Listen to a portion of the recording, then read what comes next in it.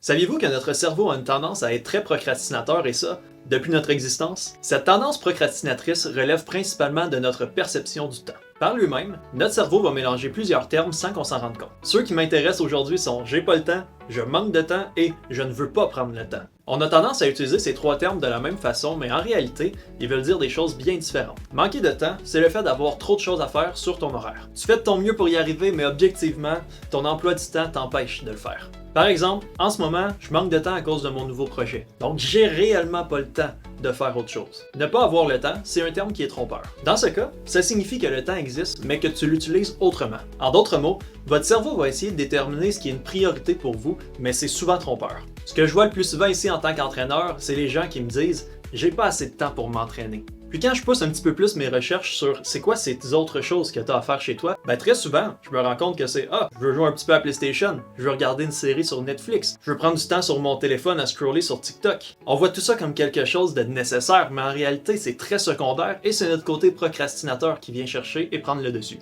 Puis finalement, notre troisième terme qui est je veux pas prendre le temps, ça signifie que le temps était là, que tu pouvais te mettre à l'action, mais que tu ne l'as pas fait. Puis ça, il n'y a pas seulement l'entraînement qui en fait partie, il y a aussi le fait de préparer tes repas à l'avance, de te définir un horaire de sommeil stable, de prendre du temps pour relaxer puis penser à toi profondément. Donc vous voyez, comme j'ai dit, le cerveau est très procrastinateur. Maintenant, si vous voulez des conseils pour moins procrastiner, n'hésitez pas à vous abonner à la chaîne, laissez un commentaire et regardez mes prochaines vidéos. Avant de passer à la prochaine vidéo, attends un petit peu.